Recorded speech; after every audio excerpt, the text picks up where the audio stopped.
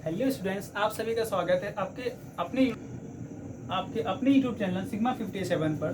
तो आज हम क्लास 10th के अध्याय 3, वैसे ये दो है, दूसरा चैप्टर है हम लोग जो कर रहे हैं उस लाइन से सीरियल से देखें तो हम लोगों को ये चैप्टर थोड़ा ज़्यादा इंपॉर्टेंट लगा, इसलिए हम लोगों ने इसको स्टार्ट कर लिया है। तो आज की क्लास का टॉपिक, कल हमने जान लिया था कि आवेश क्या है, आवेश कितने प्रकार का होता है, इसके गुण क्या है। आज की क्लास में हम जानेंगे कि विद्युत धारा क्या है। आज का हमारा टॉपिक है विद्युत धारा। क्या है? विद्युत धारा। इसको हम अंग्रेजी में बोलते हैं इलेक्ट्रिक करंट। क्या बोलते हैं? Electric current. क्या बोलते हैं? Electric current. क्या होता है इलेक्ट्रिक करंट? किसी चालक में आवेश के प्रवाह की दर, किसी चालक में आवेश कितना प्रवाह हो रहा है, इसकी दर को हम क्या कहते हैं? विद्युत धारा कहते हैं। किसी चालक में आवेश के प्रवाह की दर को विद्युत धारा कहते हैं। तो लिख लेंगे, किसी चालक में। आप सभी लोग विश्वास बनाए रखिए, आप सभी का क्लास 10th का लास्ट दिसंबर तक आप सभी का पूरा कोर्स हो जाएगा। लास्ट दिसंबर तक आप सभी का पूरा कोर्स हो जाएगा। उसके बाद मैं आप सभी को प्रैक्टिस सेट और अनसॉल्व्ड क्वेश्चन भी लगवाऊंगा। और क्लास 12th के लिए एक ये भी सूचना है कि क्लास 12th का जो हमारा सिलेबस है वो जनवरी लास्ट तक कोशिश करेंगे कि खत्म हो जाए, क्योंकि हम लोग क्लासेस थोड़ा लेट स्टार्ट कर पाए हैं। तो आप सभी लोग जितना से ज़्यादा हो सके चैनल को सब्सक्राइब कर लीजिए, वीडियो को लाइक कीजिए। चलिए देखते हैं क्या बताया। किसी चालक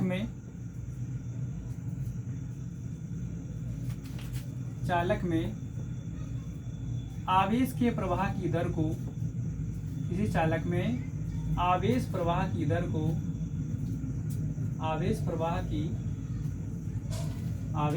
की दर को क्या कहते हैं? हम विद्युत धारा कहते हैं। किसी चालक में आवेश प्रवाह की दर को विद्युत धारा कहते हैं। इसे स्मॉल आई से प्रदर्शित करते हैं। कहीं कहीं बुकों में कैपिटल आई होता है, बट स्मॉल आई भी चल जाता है। इसे स्मॉल आई से प्रदर्शित करते हैं।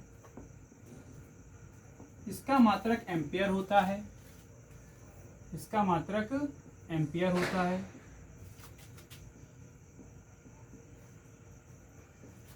मात्रक एम्पियर, ऐसे AMP भी आप लिख सकते हैं। इसका मात्रक एम्पियर होता है। अगर आपसे कोई इसके सूत्र की बात करे तो इसका सूत्र आप क्या बता सकते हैं? I = Q/T। क्या बनेगा? I = Q/T। भाई आवेश के प्रवाह की दर। अब इस आधार पर अगर हम इसके मात्रक की बात करें तो इसका मात्रक बनेगा आवेश का मात्रक कूलम बटे समय का मात्रक सेकंड। तो हम ये कह सकते हैं कि SI पद्धति में इसका मात्रक क्या होता है, या एमकेएस पद्धति में इसका मात्रक क्या होता है? कूलम पर सेकंड होता है। एमकेएस पद्धति में इसका मात्रक क्या होता है? कूलम पर सेकंड होता है। ठीक है। ठीक। अब बात करते हैं कि ये आखिर कैसी राशि है। तो ये एक अदिश राशि है। क्या है? यह एक अदिश राशि है। तो यहाँ पे लिख लेंगे, यह एक अदिश राशि है। कैसी राशि है? यह एक अदिश राशि है। यह एक अदिश राशि है। ऐसी राशि है, यह एक अदिश राशि है। अब बात कर लेते हैं हम लोग अब हेडिंग डाल लेंगे हम लोग 1 एम्पियर। क्या है? 1 एम्पियर। 1 एम्पियर क्या होता है? ध्यान समझिएगा कि अगर हम Q और T का मान 1 कर दें, अगर Q और T दोनों की वैल्यू क्या कर दें? 1 कर दें, तो I अपने आप 1 हो जाएगा। तो हम लोग ये लिखेंगे कि यदि Q बराबर 1 कूलम व, या कॉमा लगा लीजिए, कॉमा, T बराबर 1 सेकेंड हो, T बराबर 1 सेकेंड हो, तो क्या होगा? स्पष्ट है कि यदि किसी चालक में 1 सेकंड में 1 कूलम आवेश प्रवाहित हो, स्पष्ट है कि यदि किसी चालक में 1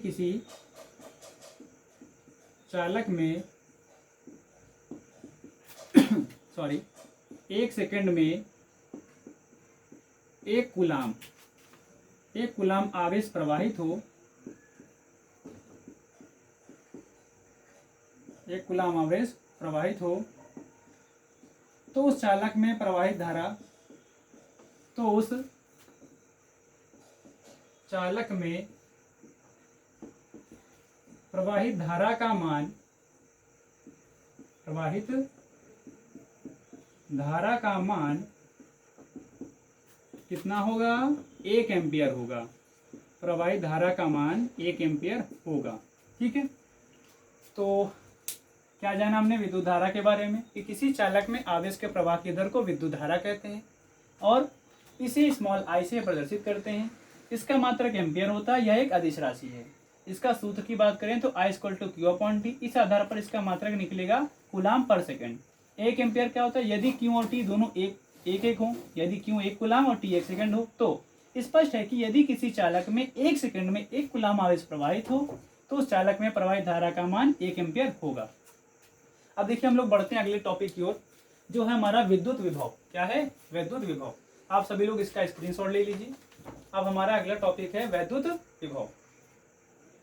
अब देखिए हमारा अगला टॉपिक क्या है? वैद्युत विभव, इलेक्ट्रिक पोटेंशियल। क्या होता है? एकांक आवेश को अनंत से एकांक आवेश को अनंत से वैद्युत क्षेत्र के किसी बिंदु तक, एकांक आवेश को अनंत से वैद्युत परिपथ के या फिर वैद्युत क्षेत्र के किसी बिंदु तक लाने में किए गए कार्य को वैद्युत विभव कहते हैं। समझ में आ गया होगा? लिख लेते हैं। वैद्युत विभव क्या है? एकांक आवेश को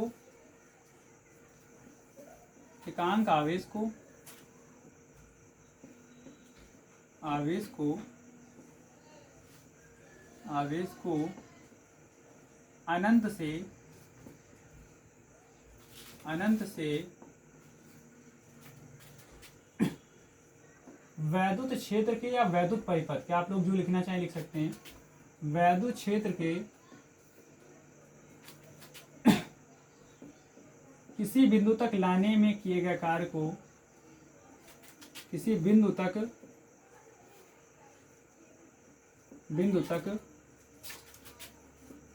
लाने में किए गए कार्य को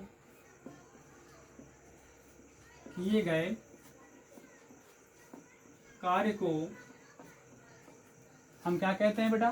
वैद्युत विभव कहते हैं। हम क्या कहते हैं? वैद्युत विभव कहते हैं। वैद्युत विभव कहते हैं। इसे कैपिटल V से प्रदर्शित करते हैं। इसे कैपिटल V से प्रदर्शित करते हैं।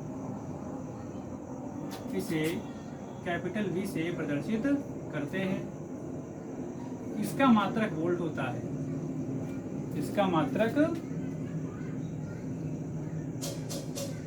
वोल्ट होता है। क्या होता है? वोल्ट होता है। इसका मात्रक वोल्ट होता है। अगर कोई इसके फॉर्मूले की बात करें तो फॉर्मूला होता है, परिभाषा के आधार पर आप बना सकते हैं कि एकांक आवेश को लाने में किया गया कार्य। इस आधार पर इसका मात्रक क्या बनेगा? कार्य का मात्रक जूल और आवेश का मात्रक कूलाम। तो इसका मात्रक हमारा जूल प्रति कूलाम भी होता है। इसका मात्रक हमारा जूल प्रति कूलाम भी होता है। अगला टॉपिक हमारा वैद्युत विभवांतर। क्या है? वैद्युत विभवांतर। ज्यादा कुछ नहीं, बस बिल्कुल इजी है। वैद्युत विभवांतर, इलेक्ट्रिक पोटेंशियल डिफरेंस। ठीक है, electric potential difference. Electric potential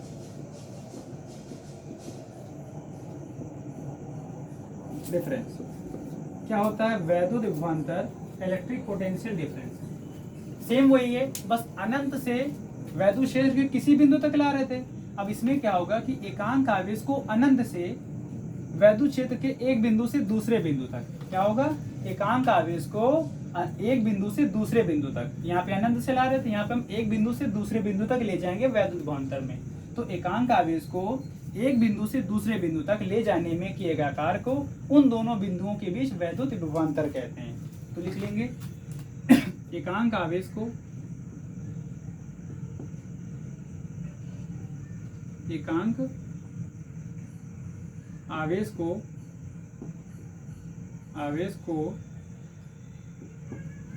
वैद्युत क्षेत्र में,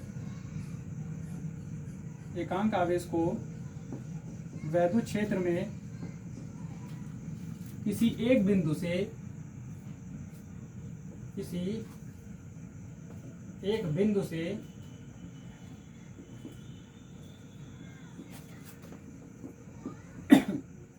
दूसरे बिंदु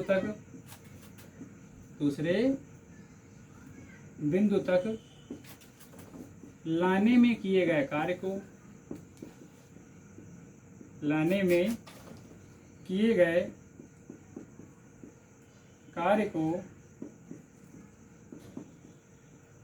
उन दोनों बिंदुओं के बीच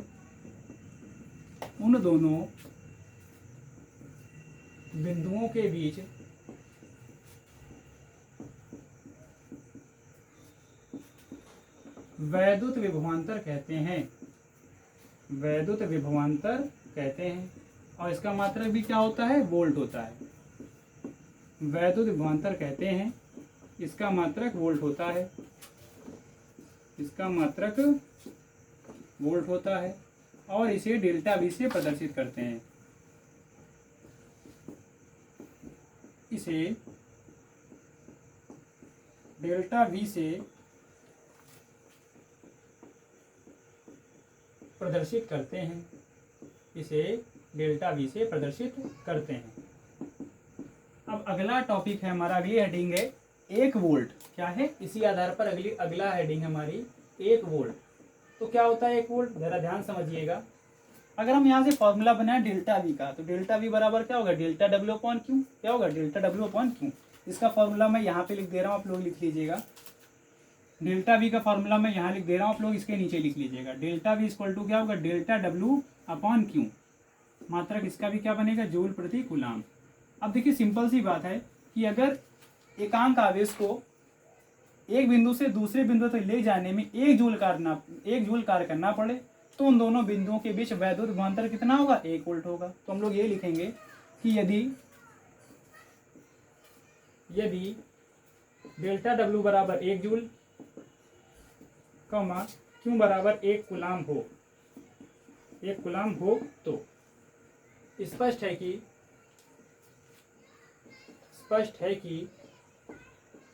यदि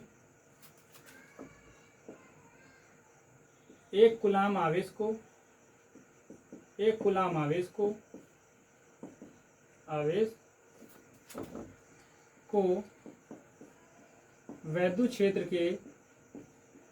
वैद्युत क्षेत्र में एक बिंदु से, तो क्या जाना हमने? 1 वोल्ट। यदि डेल्टा डब्ल्यू 1 जूल हो और क्यू 1 कूलाम हो, अतः स्पष्ट है कि यदि 1 कूलाम आवेश को वैद्युत क्षेत्र के एक बिंदु से दूसरे बिंदु तक ले जाने में 1 जूल कार्य करना पड़े, तो उन दोनों बिंदुओं के बीच विभवांतर कितना होगा? 1 वोल्ट होगा। उम्मीद करता हूँ कि आप सभी को वीडियो पसंद आया गया हो। आप सभी लोग वीडियो को लाइक कर लीजिए और हाँ, आप सभी लोग इसका स्क्रीनशॉट ले लीजिए।